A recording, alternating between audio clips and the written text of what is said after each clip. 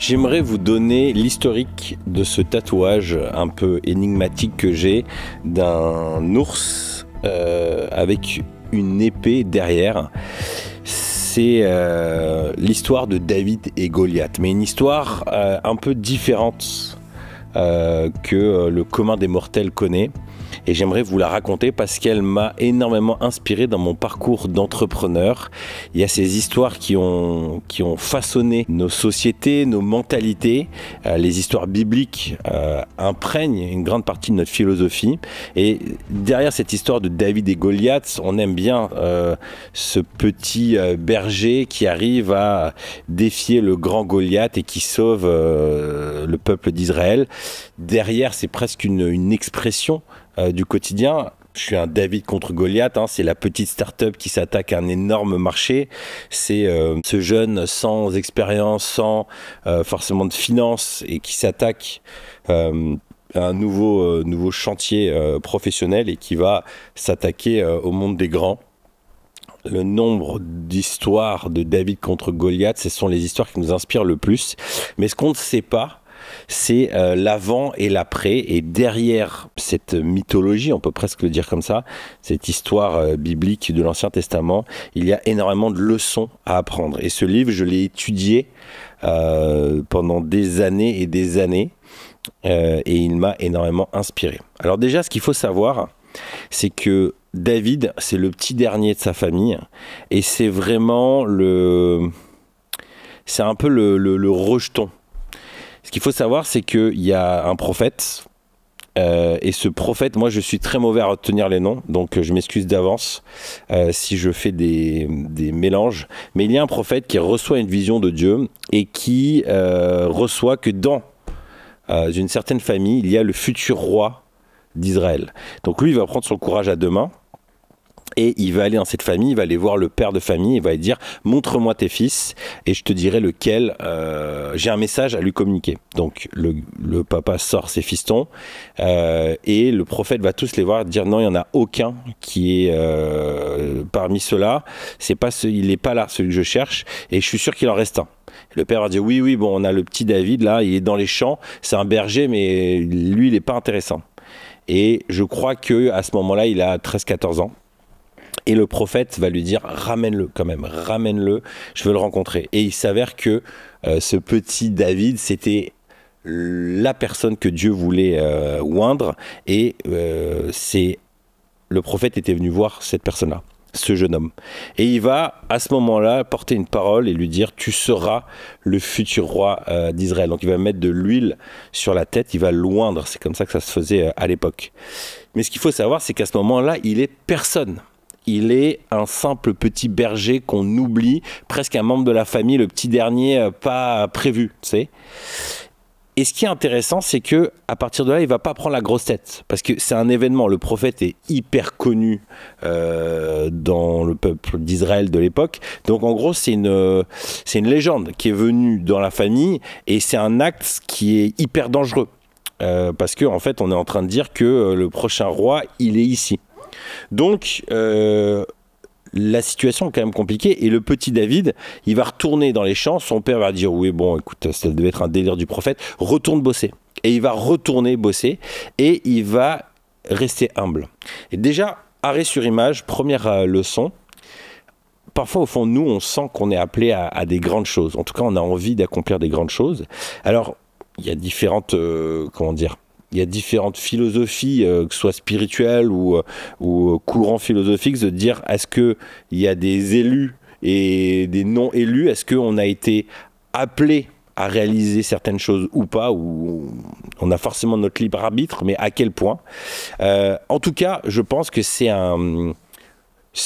comment dire, ça fait partie de l'humanité. Certaines personnes ressentent un besoin plus fort que d'autres d'accomplir des grandes choses. Et on le voit dans beaucoup de films, c'est presque une base narrative, un classique.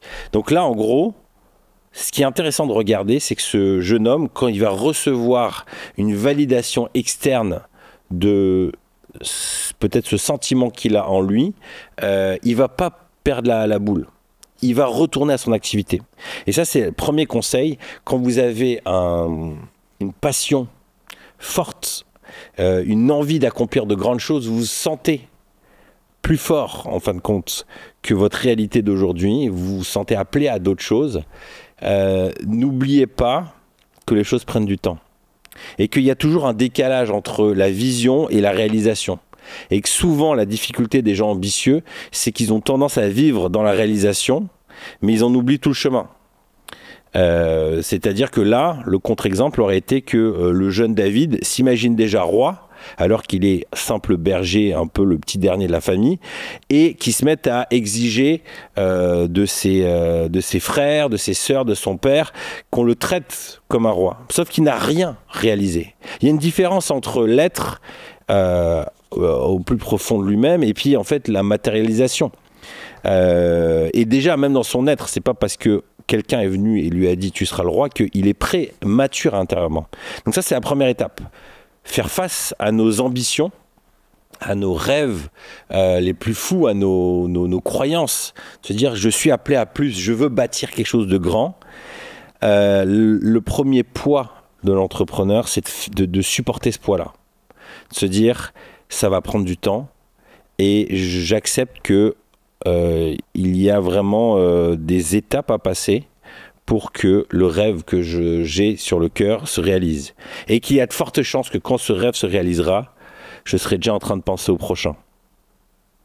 Donc, ça nous pose une première question, c'est d'accepter notre situation et de réussir à vivre avec.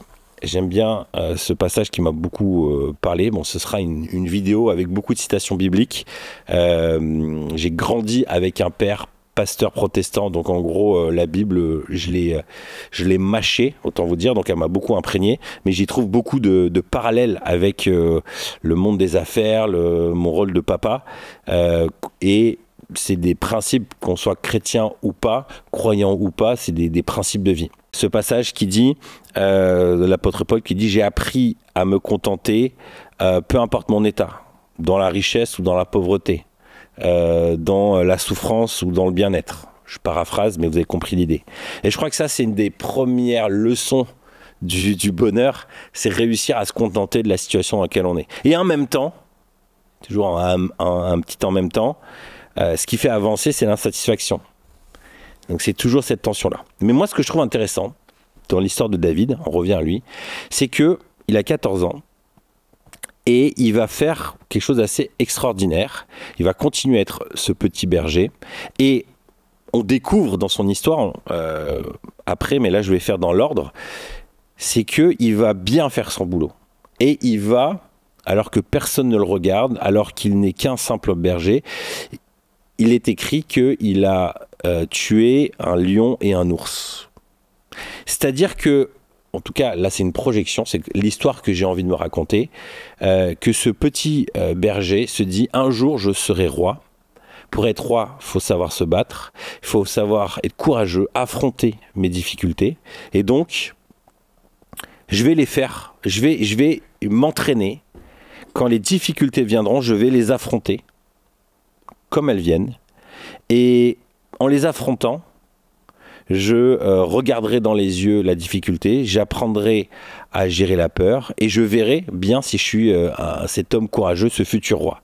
Donc, le jeune David, alors que personne ne regarde, alors qu'on n'a pas d'attente sur lui, il va se battre et il va se battre fort. Ours, lion. Et cette histoire, moi, ce passage-là, elle m'a énormément inspiré pendant mes longues années d'anonymat, à me battre, à essayer de faire monter mon entreprise, à créer de la notoriété avec mes rêves immenses, mais ma réalité petite. C'est que ce qui m'a aidé à tenir dans tous les combats, quand il y a eu les huissiers, les calomnies, les dettes, les problèmes de couple, etc., familiaux, c'est que ces combats-là, je vais remporter mes combats invisibles. C'est ceux-là qui me prépareront pour les combats visibles. Je crois qu'aujourd'hui, on est beaucoup dans la stratégie d'entreprise. beaucoup dans les techniques pour faire de l'argent, pour monter des coûts, presque. C'est même plus des boîtes, c'est des coûts marketing. Y a beaucoup comment dire, de stratégies qui sont partagées. Mais je crois que, en tout cas, ça dépend de l'ambition, mais si on a de l'ambition, avant tout, c'est de devenir la personne qui va être roi. On n'est pas roi comme ça du jour au lendemain. Donc si vous avez une grande ambition de devenir une personnalité, patron, une personne influente, ou accomplir des grandes choses, gérer des gros budgets ou des grands moyens techniques, peu importe quoi, il faut savoir qu'en fait, là, avant tout, la construction, elle est intérieure.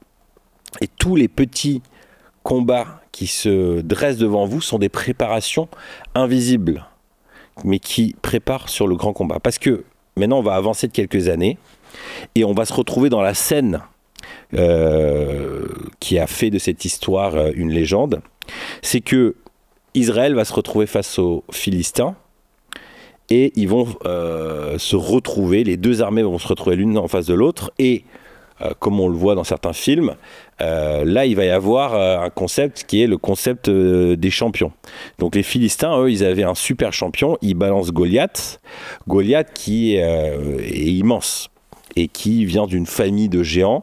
Donc en gros, c'est vraiment le guerrier né. Il est né pour ça, il est né pour combattre. Et en face, il n'y a personne. Goliath va pendant des jours narguer l'armée d'Israël en disant « balancez-moi un de vos champions ». Et lui, il va tout simplement les narguer jour après jour. Et il n'y a personne qui ose y aller parce que tout le monde sait très bien que c'est la fin. Ça dure, ça dure, ça dure. Et à l'époque, c'est les familles qui nourrissent les soldats. Donc là, le petit David, le petit dernier, il est envoyé sur le champ de guerre pour ramener des fromages et des petits bouts de pain à ses grands frères. Et il va arriver, et au lieu de voir une armée prête à combattre, il va avoir les soldats complètement démoralisés, et il va entendre Goliath débarquer et insulter Israël en disant, en gros, vous êtes qu'une bande de minables, venez, je vous déglingue. Et lui, ce qu'il va faire, c'est qu'il va être curieux. Donc il va commencer à poser des questions en disant mais qui est ce géant, pourquoi personne n'y va, et il va découvrir, il va faire une petite enquête et il va découvrir que la situation, donc personne n'ose y aller, mais que le roi d'Israël, Saül, en fait a promis à celui qui tuerait Goliath, il épousera sa fille, que sa famille sera exonérée d'impôts et que lui-même serait blindé, quoi. Et donc là, le petit David, il se dit, là, il y a un coup à jouer, il y a une opportunité. Et donc, il va continuer à faire son enquête. Il va en parler. Jusqu'à que son grand frère entende que son petit frère est en train de faire, en gros, une petite enquête. Il se la raconte.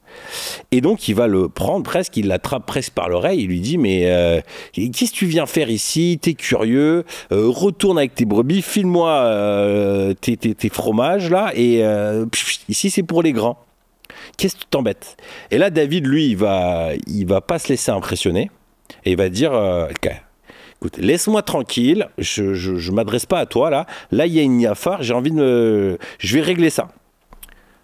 Pareil, on fait un petit arrêt sur image. Qu'est-ce qui se passe là? Ce qui se passe, c'est que on a un David qui se sent prêt. Il se dit, moi, j'ai déjà tué un ours, je suis chaud, moi. Moi, je le déglingue. Un ours, c'est plus ou moins la même taille que Goliath. Pas de problème. Donc, il fait une petite enquête. Est-ce que déjà, ça vaut le coup? Le risque en vaut le coup. Puis en plus, il se rappelle, j'imagine, toute son histoire, qu'il est amené à être un futur roi, une personnalité. Il se dit, là, c'est un coup à jouer. En plus, il se renseigne et il se dit, bah, putain, il y a de l'argent à gagner à titre personnel. Il y a du statut. Je vais devenir prince, parce que si je vais marier la fille du roi. Et en plus, ma famille va y gagner. Et en plus de ça... Et là, c'est l'histoire qu'on raconte beaucoup dans les églises, c'est qu'il le fait pour le Seigneur. Vraiment, donc là, il y a tout qui est réuni, tous les ingrédients. Et donc là, il va prendre son courage à deux mains. Mais ce qui va se passer, c'est que son frère va le rabaisser. C'est un classique, on en parle beaucoup dans le monde de l'entrepreneuriat, dans le développement personnel. C'est les gens qui nous connaissent le mieux, qui nous rabaissent le plus. Parce qu'ils nous voient, ils nous connaissent depuis des années, ils savent nos fragilités, ils connaissent les moments où on n'est pas courageux, où on fuit, on a un statut. Et ce statut-là ne correspond pas avec le nouveau statut que nous, on souhaite faire émerger. Mais on ne peut pas leur en vouloir. On ne peut pas leur en vouloir parce qu'à ce stade-là, il n'est qu'un simple berger qui ramène du fromage de brebis. Il n'est pas ce guerrier et ce roi. Et donc lui, il ne va pas en vouloir à ses grands frères. Parce qu'il sait qu'aujourd'hui, à l'instant T, il n'est que ça. Et ça, c'est une leçon importante. Et qui est pour moi est important à intégrer pour toute personne qui veut se lancer en entrepreneuriat, qui a des grands rêves. C'est que l'humilité, c'est être au clair avec là où j'en suis aujourd'hui. Et ne pas attendre aux autres de voir quelque chose qui ne s'est pas manifesté. C'est-à-dire que si au fond de toi, tu sais que tu es appelé à plus et que les gens te traitent encore comme autrement que tu aimerais, bah, la question à te poser, c'est déjà pourquoi? Et ben peut-être tout simplement parce que tu n'es pas encore cette personne. Tu n'as pas encore payé le prix, tu n'as pas encore remporté des victoires. Donc l'humilité et le courage, l'humilité c'est de dire oui, je ne suis encore qu'une personne au chômage en train de monter ma société et je n'ai encore fait aucune de mes preuves. Donc, je reste humble sur ma situation. Je suis en train d'essayer de lancer une entreprise. Je ne suis pas encore un entrepreneur, expert, coach en je ne sais pas quoi. Je ne suis même pas encore vraiment entrepreneur parce qu'un entrepreneur, c'est avant tout quelqu'un qui vit de son activité et qui, pourquoi pas, génère aussi de la richesse pour autrui. Je suis humble, mais c'est pas méprisant. Au contraire, moi je crois que ça donne de la force d'être humble. On sait où on en est, on n'en veut pas aux autres et parfois on perd trop d'énergie à prouver aux gens qu'on est quelque chose qu'on n'est pas en réalité. Et c'est là où les décalages se créent. Donc là, on voit que le petit David, il s'en fout que son frère le méprise. En fait, il presque dit okay, laisse-moi tranquille. Laisse-moi tranquille, je vais pas m'embrouiller avec toi, je comprends presque. Voilà, là il y a deuxième arrêt sur image. Ensuite, ce qui va se passer, c'est qu'il va aller voir, il va continuer à en parler, le bruit, la rumeur va grandir dans l'armée d'Israël jusqu'à monter au roi, et le roi Saül va dire « Ramenez-moi ce guerrier qui veut affronter Goliath ». Il lui ramène le jeune David. J'imagine que Goliath, il a dû éclater de rire. Il s'est dit, putain, on en est revenu à ça, quoi. Genre, il reste plus que lui. Il nous a ramené le petit berger, quoi. Sauf que le petit berger, là, il a du charisme. Il dit, non, moi, je sais, j'ai déjà combattu. C'est là où il va sortir son track record. J'ai déjà combattu un tel, je sais de quoi on parle. Donc, déjà, important, pour toi, entrepreneur, c'est le track record est important. Et ça, c'est un des conseils que m'a donné Éric Sellerier à mes tout débuts. Mais vraiment, je me souviens, je crois que c'est le tout premier conseil qu'il m'a dit. Il m'a dit, avance d'un succès après l'autre.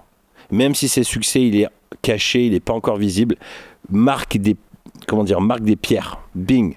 Comme on dit, des milestones en anglais. En fait, pose un succès après l'autre. Et tu vas voir, le succès 1 va faciliter le succès 2, et ainsi de suite. Et là, ce qui est intéressant, c'est que, alors, je ne sais pas s'il y a des preuves ou pas, peut-être qu'il avait gardé, j'imagine, la peau du lion et de l'ours, mais en tout cas, il pose un peu ses couilles sur la table et il dit, voilà, moi je suis ce genre de gars. Je tue des lions et des ours. Donc Goliath, je me le fais. J'imagine que là, Saül se dit, bon, ok, de toute façon, j'ai pas d'autre choix, il n'y a personne, ça fait des jours, on se tape la honte, vas-y. Et là, ce qu'il va faire, c'est qu'il va l'équiper. Donc il va lui dire, bon, ok, tu y vas, mais on va faire ça bien. Donc, il lui file son épée et son armure. Il va lui donner des armes au top, quoi. C'est là, on est au top de la technologie de l'époque. Sauf que le petit, là, c'est là où on voit vraiment l'humour de la scène, c'est que ça rentre pas. Enfin, il est trop maigre, il n'est pas assez développé comparé au roi Saül. Il y a un décalage. Donc j'imagine il nage dans l'armure, l'épée elle fait la taille de son corps. Enfin voilà, c'est le casque, il voit rien à l'intérieur. C'est ridicule. Et là en gros, David va prendre encore son courage à deux mains, va dire je vais gérer ce truc-là à ma manière. Je vais me le faire avec mes techniques à moi. Et il va, vous connaissez l'histoire, prendre sa fronde et gérer ça à sa sauce. Ce qui est intéressant, c'est la confiance en ses capacités. Et cette confiance, elle ne naît que de l'expérience. C'est que de l'expérience. Si vous êtes par exemple commercial, moi pendant des années, j'ai passé mon temps à pitcher. Pitch une fois, 2 fois, 3 fois, 4 fois, 30 fois, 50 fois, 100 fois, 200 fois. Au début, on pitch pour 500 €.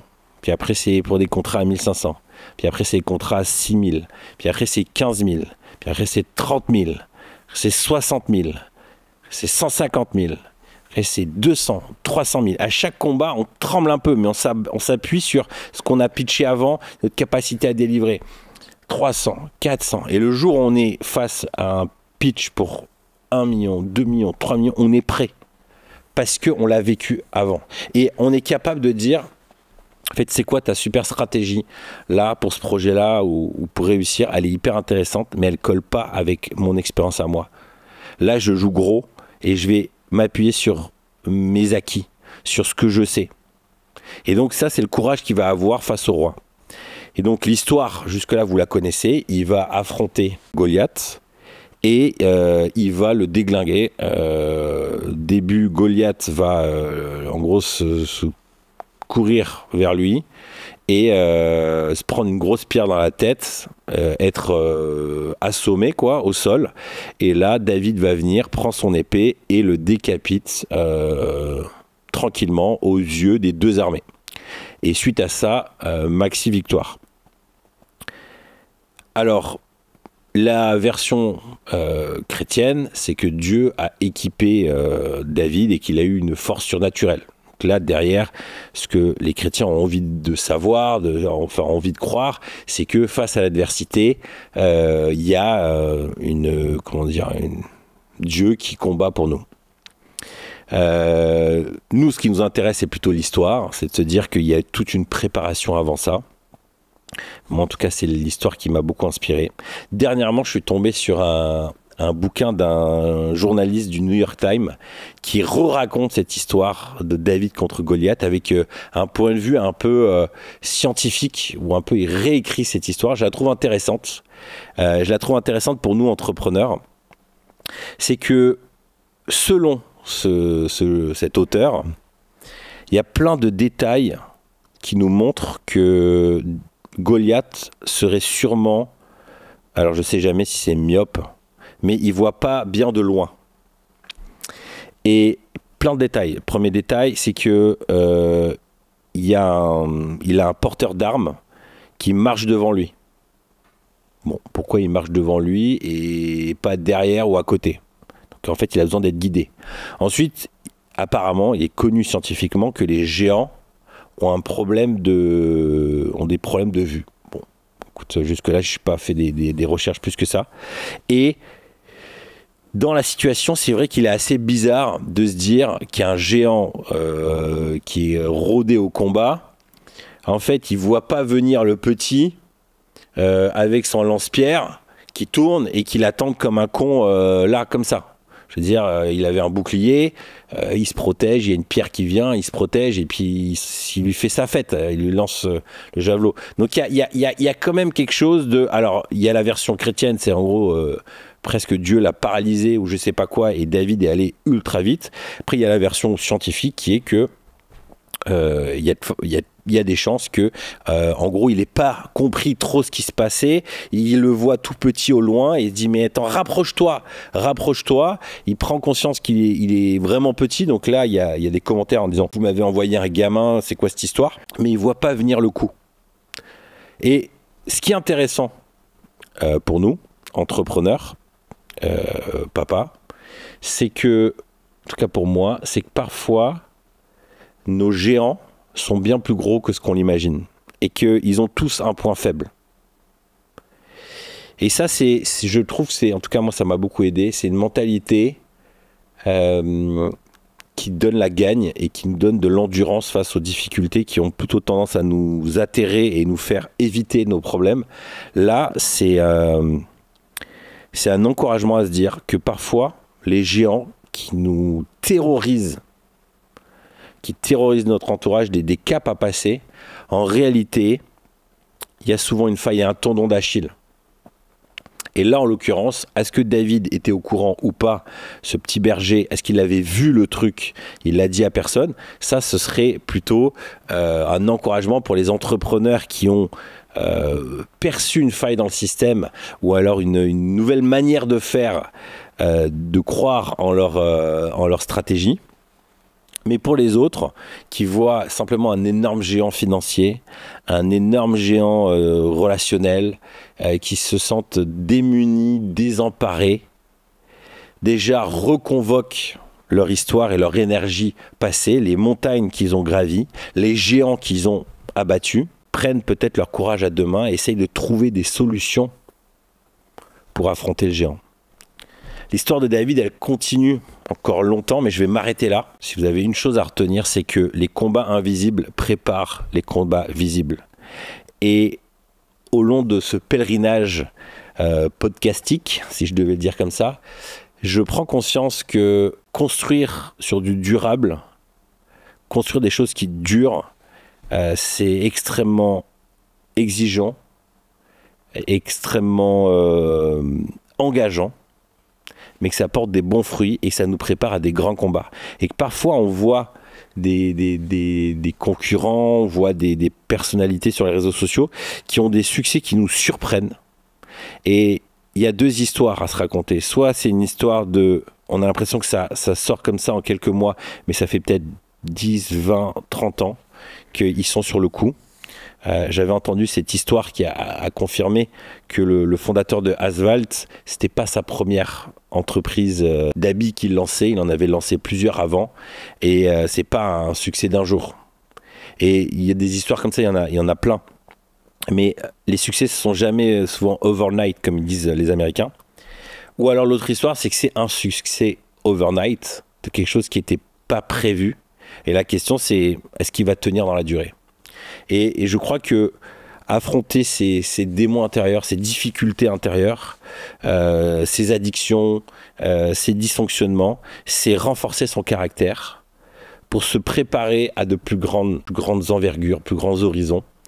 Et que ma recommandation à toi, papa entrepreneur qui souhaite vivre de grandes choses, sache que tout le temps que tu passes en tant que berger, où personne ne te voit, où tu ne vois pas forcément les fruits de ton travail, c'est ta construction interne qui est en place, et que ça, c'est ça qui te préparera pour que des opportunités incroyables apparaissent.